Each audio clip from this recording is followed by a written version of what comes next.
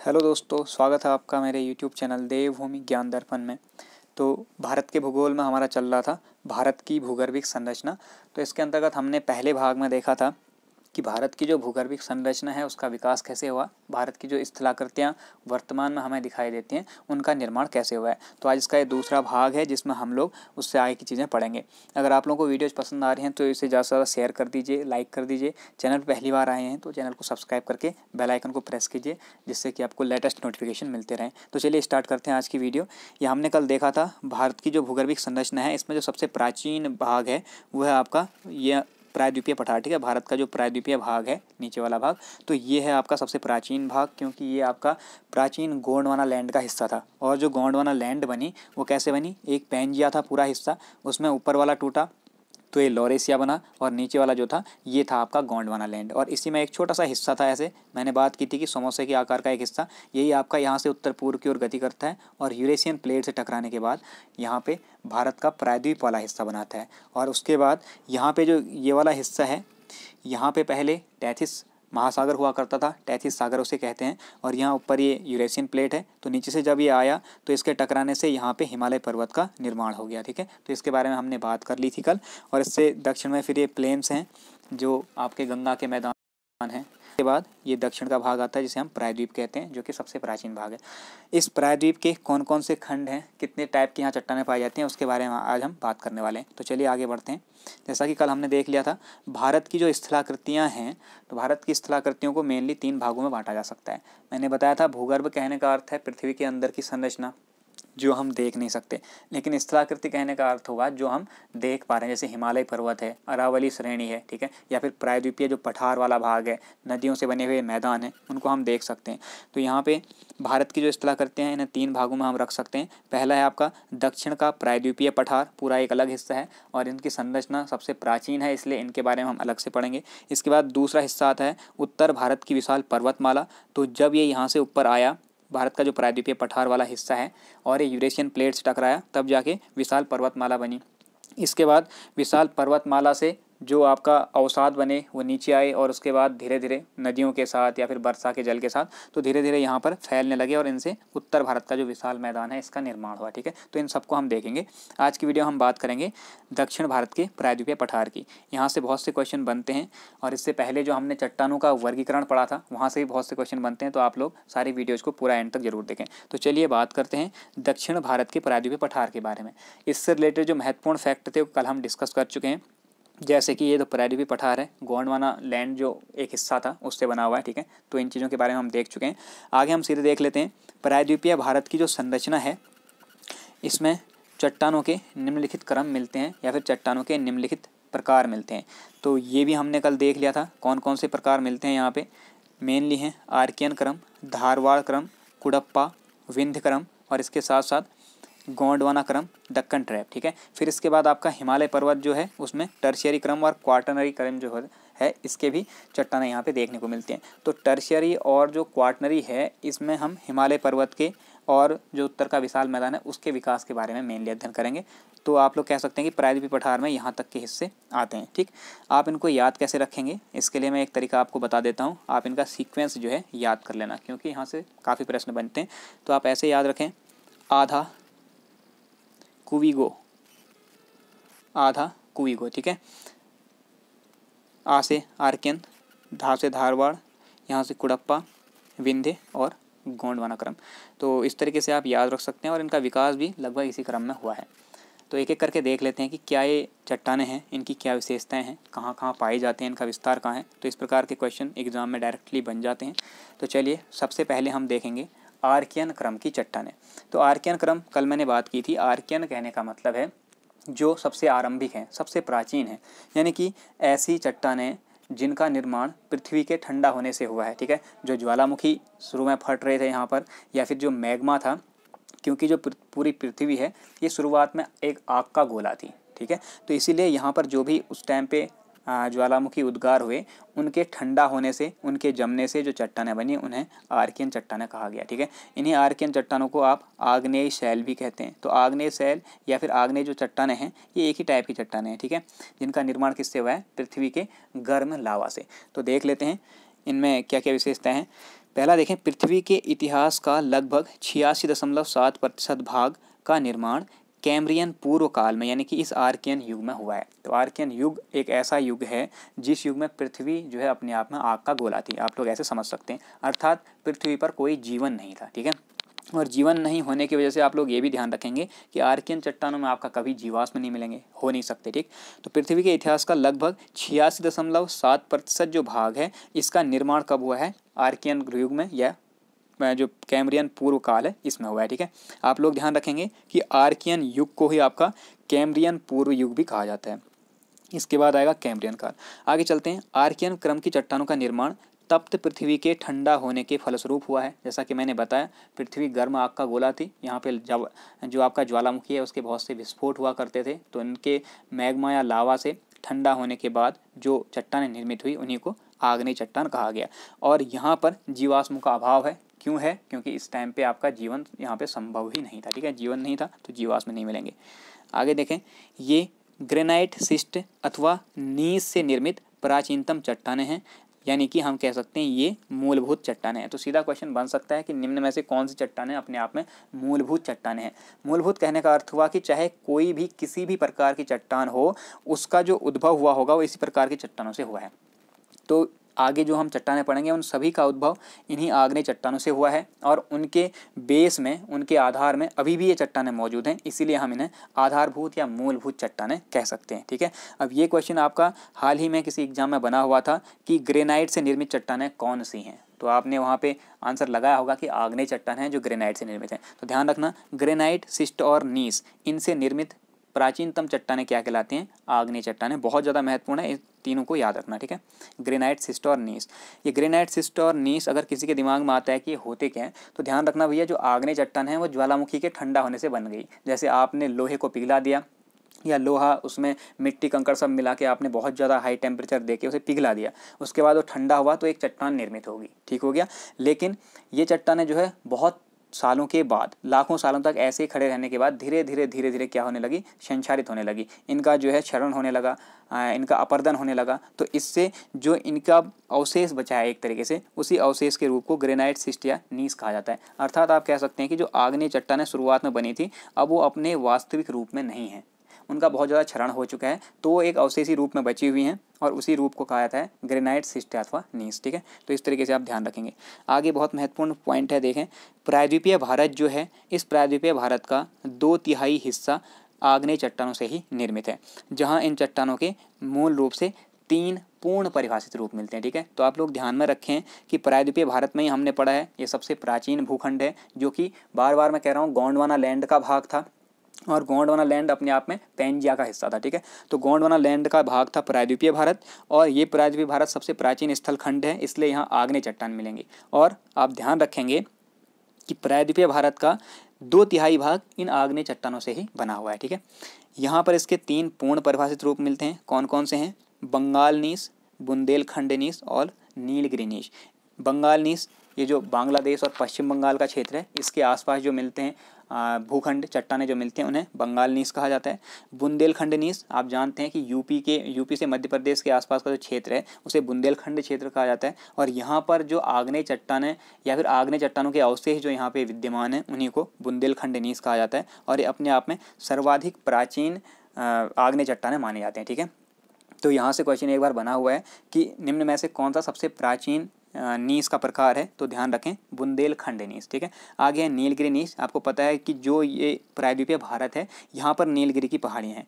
नीलगिरी की पहाड़ियों के आसपास ही आपका पूर्वी घाट और पश्चिमी घाट का मिलन बिंदु है। ठीक है, तो यहाँ पर जो चट्टान है, नीलगिरी पर्वत है या फिर आपका कार्डमम हिल्स हैं, ठीक है, अनाईमुड़ी हैं, अन्नामलाई हिल्स जो हैं, तो ये सारे के सारे किससे बनी हुई हैं? नीलगिरी नीस से।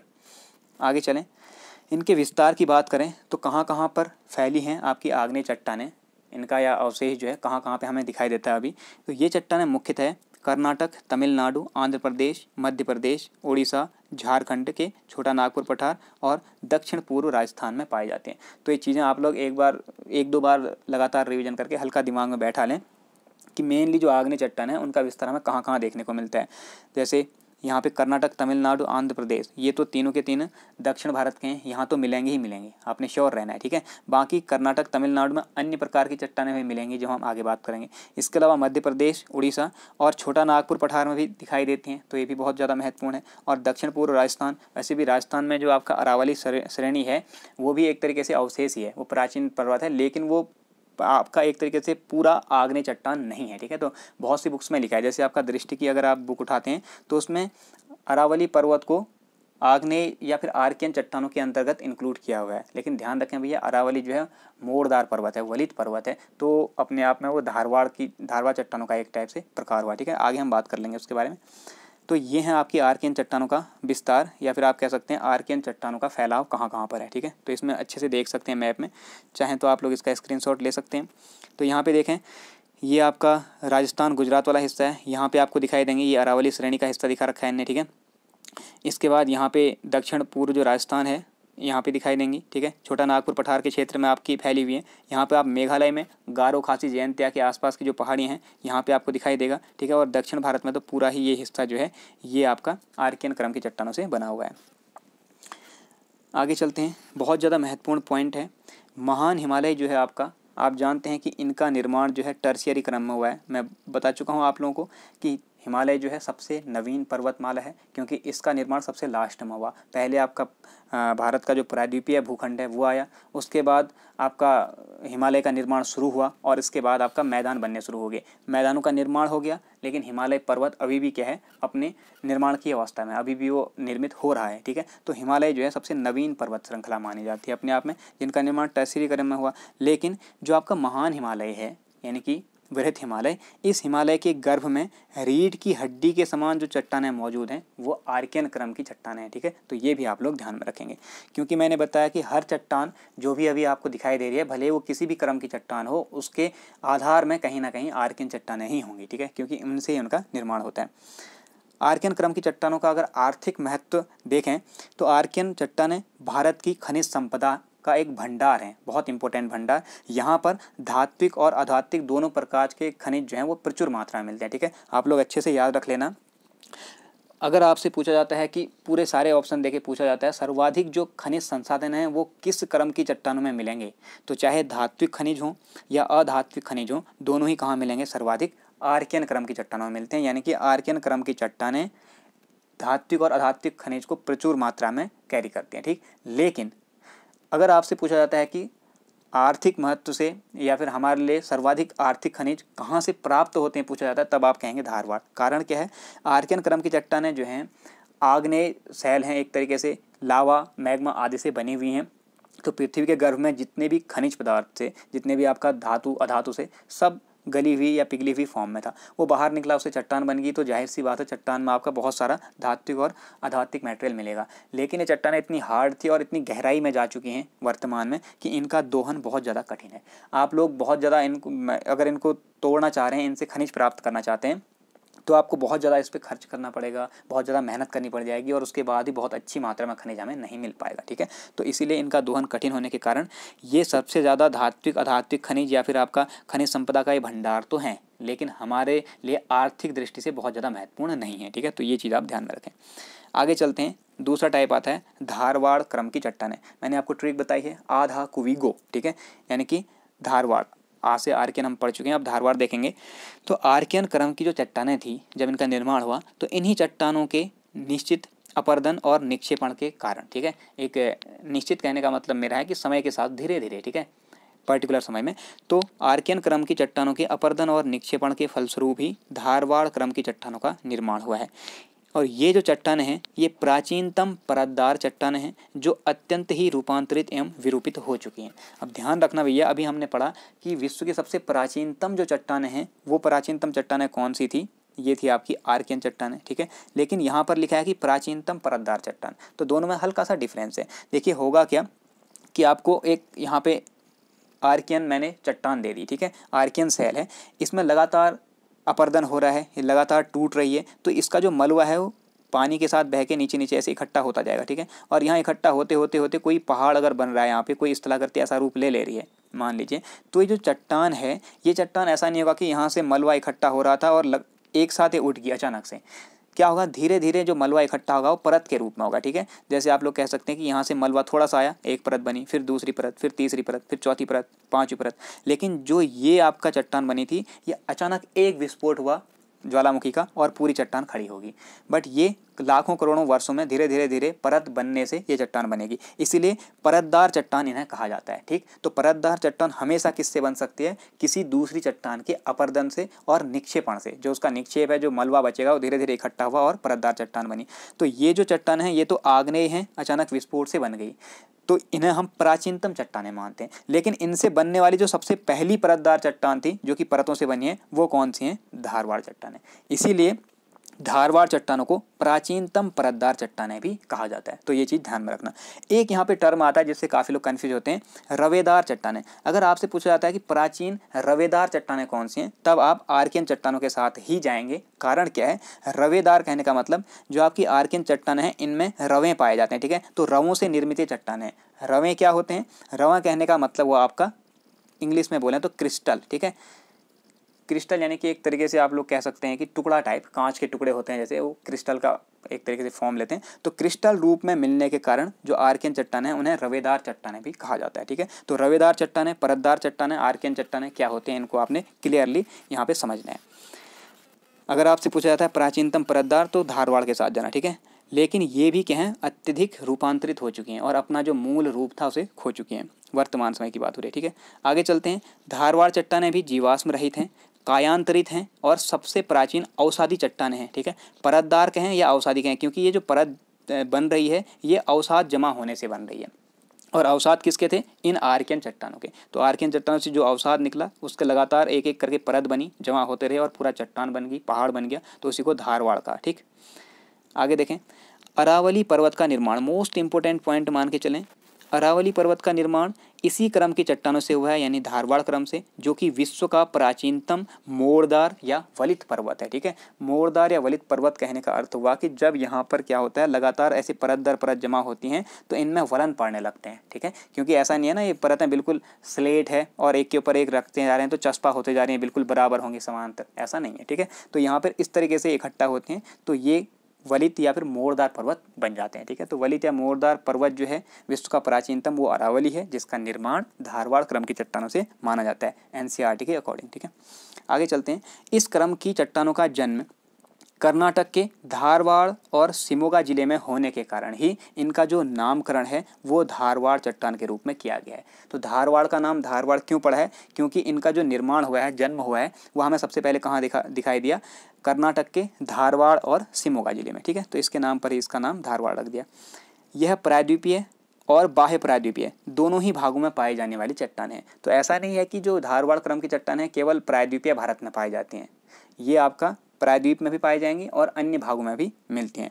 इन चट्टानों को अलग अलग क्षेत्रों में कुछ विशेष नामों से जाना जाता है, उनके बारे में हम देख लेते हैं, क्योंकि यहाँ से आने वाले समय में प्रश्न बन सकता है, ठीक। अभी तक हमने देखा आर्कियन चट्टानें जो हैं वो केवल प्रायद्वीपीय जो भूखंड है उसके अंतर्गत ही पाई जाती। अब ये बाह्य भाग में भी पाई जाएंगी, तो कहाँ पाई जाएंगी वो मैंने अलग से इंक्लूड किया हुआ है, ठीक है। पहले हम देख लेते हैं कि धारवाड़ क्रम की चट्टानों को विभिन्न हिस्सों में किन किन नामों से जाना जाता है। जो फेमस होंगे वो आपसे एग्जाम में पूछे जाते हैं, इसलिए उनको ध्यान में रखना है। जैसे दक्कन प्रदेश में इन्हें तो धारवाड़ कहा जाएगा, क्योंकि कर्नाटक के धारवाड़ जिले में इनको सबसे पहले देखा गया या वहाँ इनका जन्म हुआ, ऐसा माना जाता है, तो ये धारवाड़ कहलाई। मध्यवर्ती और पूर्वी दक्कन प्रदेश जो हैं, यानी कि आपका मेनली नागपुर और जबलपुर वाला क्षेत्र, यहाँ पर इन्हें सासर श्रेणी कहा जाता है। इसमें से कोई भी एक पॉइंट एग्जामिनर उठा के पूछ सकता है कि आपका जैसे हजारीबाग में धारवाड़ क्रम की श्रेणी को किस नाम से जाना जाता है, ठीक है। ऑप्शन आपको यही सब मिलेंगे, इसलिए इस चीज़ को आप अलग से लिख के याद कर लेना। तो यहाँ पे देख लेते हैं, मध्यवर्ती और पूर्वी दक्कन में सासर श्रेणी कहा जाता है। बालाघाट और भटिंडा वाले क्षेत्र में इन्हें चिली श्रेणी के नाम से जाना जाता है। वहीं अगर हम हजारीबाग का पठार देखें तो हजारीबाग वाले क्षेत्र में इन्हें गोंडाइट श्रेणी के नाम से जाना जाता है। विशाखापत्तनम में इन्हें कुदोराइट श्रेणी कहा जाता है, ठीक है। विशाखापत्तनम के बारे में आपने सुना होगा, बंदरगाह है विशाखापत्तनम भारत का, ठीक है। और ये सबसे गहरा बंदरगाह है, भारत का सबसे गहरा बंदरगाह विशाखापत्तनम। तो गहराई में क्या होता है, कूद जाओ, ठीक है। बहुत ज़्यादा गहरी कोई चीज़ है वहाँ जाना है तो कूदना पड़ेगा। तो कुदोराइट श्रेणी कहाँ होगी, विशाखापत्तनम में, ठीक है। और वैसे भी पतन मतलब क्या होता है, पतन मतलब होता है नीचे गिरना, पतन मतलब गिर जाना। तो कूदो मतलब भी नीचे कूदना, तो पतन कूदो ऐसे याद रखना आप लोग। विशाखापत्तनम में जो है कुदोराइट श्रेणी है। गुजरात में चंपानेर श्रेणी, ठीक है। आपने सुना होगा रात की रानी एक फूल होता है और चंपा भी एक फूल है, तो आप लोग ऐसे करके लिंक कर सकते हैं, चंपानेर गुजरात में, ठीक है। रात है यहाँ पे चंपा है, तो रात की रानी एक फूल है, ऐसे चंपा भी एक फूल है, ऐसे करके आप लोग कनेक्ट कर सकते हैं। तो गुजरात में चंपानेर श्रेणी। विशाखापत्तनम गहरा बंदरगाह तो कूदोराइट, ठीक है, या पत्तन मतलब नीचे गिरना। हजारीबाग गोंडाइट श्रेणी। यहाँ पे आप लोग ध्यान रखना, जो ये चीज़ें हैं बालाघाट, भटिंडा, हजारीबाग, इनको अगर कोई आपको याद करने के लिए ट्रिक मिल जाती है तो ठीक है, अपने हिसाब से बनानी है, ज़्यादा याद रहेगी, नहीं तो आप लोग मुझे बता सकते हैं, ठीक है। दिल्ली के निकट इन्हें अरावली श्रेणी कहा जाता है, क्योंकि जब हम अरावली पढ़ रहे होंगे तो उसमें हम बात करेंगे कि अरावली का विस्तार कहाँ से कहाँ तक है, ठीक है। ये राजस्थान से गुजरात तक जाती है, ये गुजरात से लेके राजस्थान होते हुए दिल्ली कटक तक ये जाती है। तो यहाँ पर दिल्ली में इन्हें अरावली श्रेणी के नाम से जाना जाता है। ये धारवाड़ क्रम की अपने आप में चट्टान है। तो ये मेन इनके कुछ नाम थे जो पूछे जा सकते हैं। आगे चलते हैं। ये तो हमने प्रायद्वीपीय भाग में पढ़े। अब बाह्य प्रायद्वीपीय भाग में, यानी कि प्रायद्वीपीय भारत से अलग धारवाड़ क्रम की चट्टानों का विस्तार कहाँ है, तो देखें पश्चिमी हिमालय के लद्दाख जास्कर श्रेणियों में धारवाड़ क्रम की कुछ चट्टानें पाई जाती हैं। दूसरा, गढ़वाल और कुमाऊं की जो पर्वत श्रेणियां हैं, यहाँ भी आपको धारवाड़ क्रम की चट्टानें देखने को मिलेंगी। हिमाचल प्रदेश के स्पीति घाटी के निकट जो बरेल श्रेणी है, ये किस क्रम की चट्टानों के उदाहरण हैं, ये आपके धारवाड़ क्रम की चट्टानों के उदाहरण हैं। और असम की जो शिलांग श्रेणी है, ये भी धारवाड़ क्रम की चट्टान है, ठीक है। तो इतने नाम जो हैं आपने याद रखने हैं।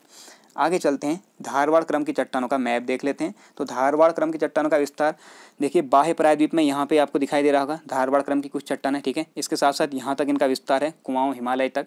और इसके बाद यहाँ पर आपको असम में लिलांग क्रम है, जो यहाँ से यहाँ तक दिखाई दे रहा है आपको, ठीक है। यहाँ पे दिखाई देती हैं चट्टानें।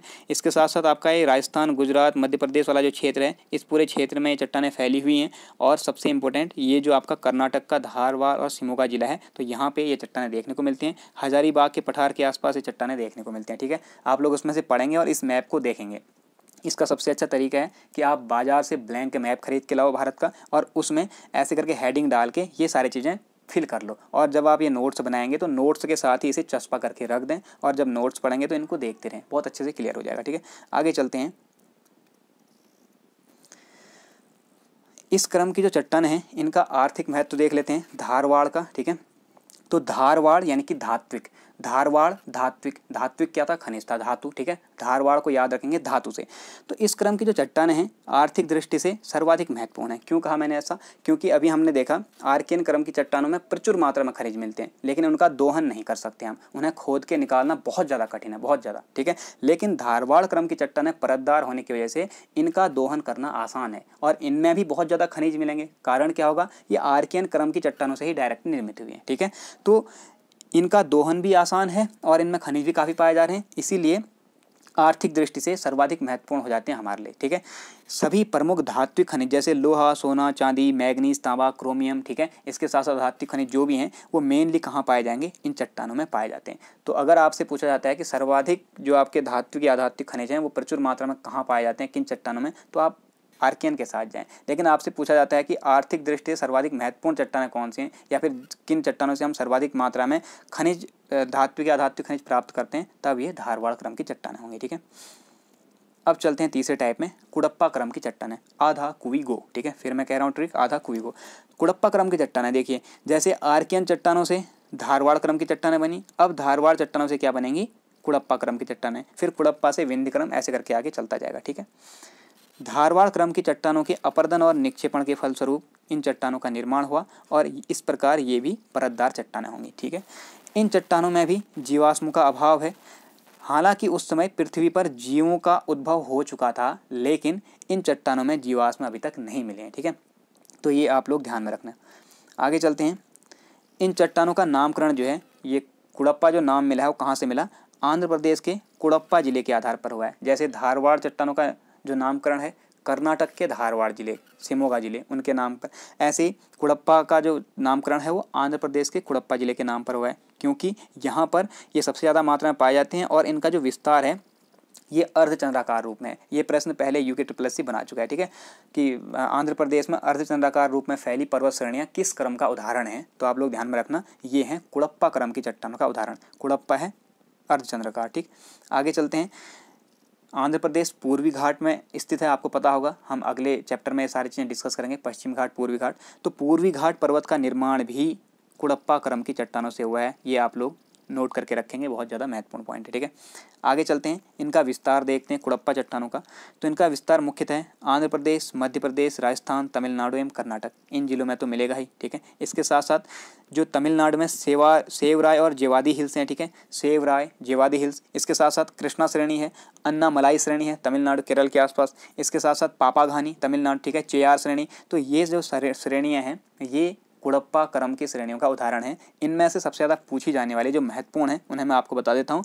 अन्नामलाई श्रेणी है, पापाघानी और चेयार श्रेणी, ये पूछी जा चुकी है। पापाघानी, चेयार श्रेणी किसका महत्वपूर्ण एग्जाम्पल है, तो आप ध्यान रखें कुड़प्पा क्रम की चट्टानों का। ठीक है, आगे चलते हैं। इसके अलावा देखिए पूर्वी राजस्थान और उत्तरी मध्य प्रदेश तथा छत्तीसगढ़ में भी इन चट्टानों का विस्तार है। साथ ही साथ राजस्थान की जो कुड़प्पा चट्टानें हैं इन्हें दिल्ली श्रेणी के नाम से जाना जाता है, ये भी आप लोग ध्यान में रखना। ठीक है, तो ये यहाँ पे कुछ दिखाया हुआ है कुड़प्पा क्रम की चट्टानें कहाँ कहाँ मिलती हैं। मेन जो क्षेत्र है कुड़प्पा क्रम का, यहाँ देखें आप आंध्र प्रदेश रूप में फैली हुई है चट्टानें। ठीक है, तो इस तरीके से ये फैली हुई हैं अर्धचंद्राकार रूप में, और यहाँ से डायरेक्ट क्वेश्चन बनाया गया था एग्जामिनर द्वारा, तो आप लोग ध्यान में रखना आगे के लिए।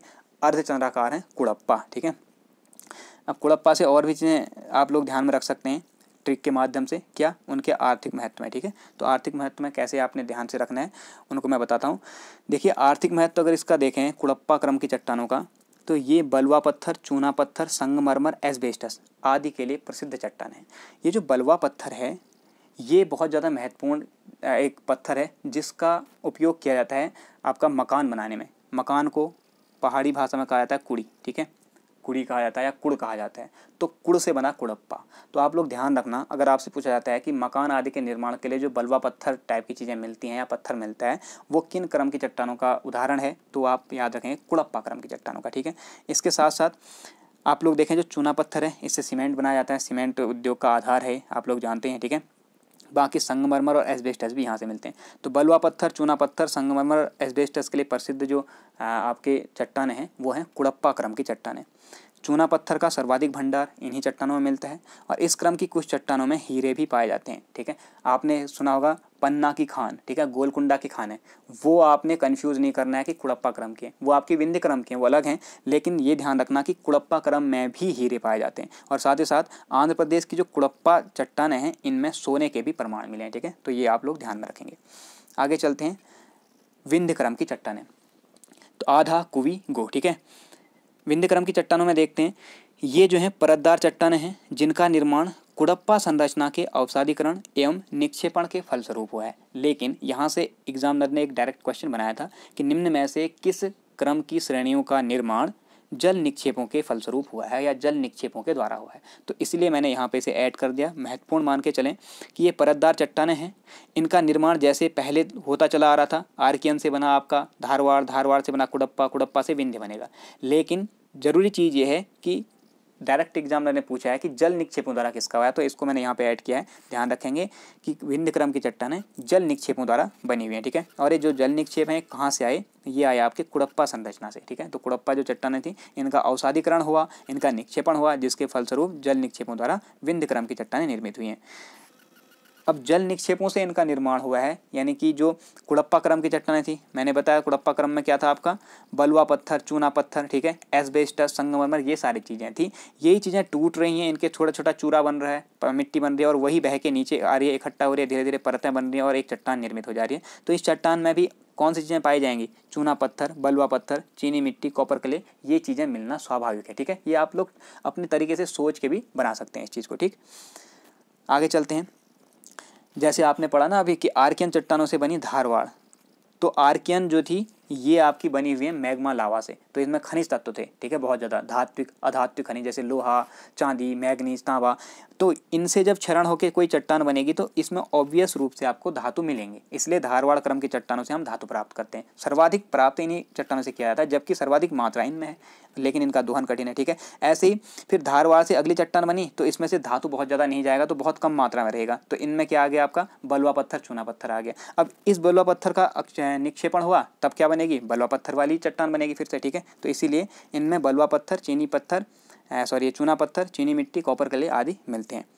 चूने पत्थर जो है ये सीमेंट उद्योग का आधार है। जैसा कि मैंने बताया सीमेंट बनाने के लिए चूना पत्थर बहुत ज़्यादा यूज किया जाता है। जबकि बलुआ पत्थरों की बात करें तो इससे दिल्ली का लाल किला, मध्य प्रदेश के सांची के स्तूप, ऐसे आपका जो अकबर का मकबरा है, ठीक है, सिकंदराबाद में, ऐसे ही आपका फतेहपुर सीकरी की जो बिल्डिंग है, तो इनकी जो स्थापत्य कला है, उस स्थापत्य का जो निर्माण हुआ है वो इसी विंध्य क्रम की चट्टानों से हुआ है। महत्वपूर्ण बात है, याद रखना आप लोग, कभी पूछ सकता है एग्जामिनर कि दिल्ली का लाल किला या मध्य प्रदेश के जो सांची के स्तूप हैं, इस स्थापत्य कला में किस क्रम की चट्टानों का प्रयोग हुआ है।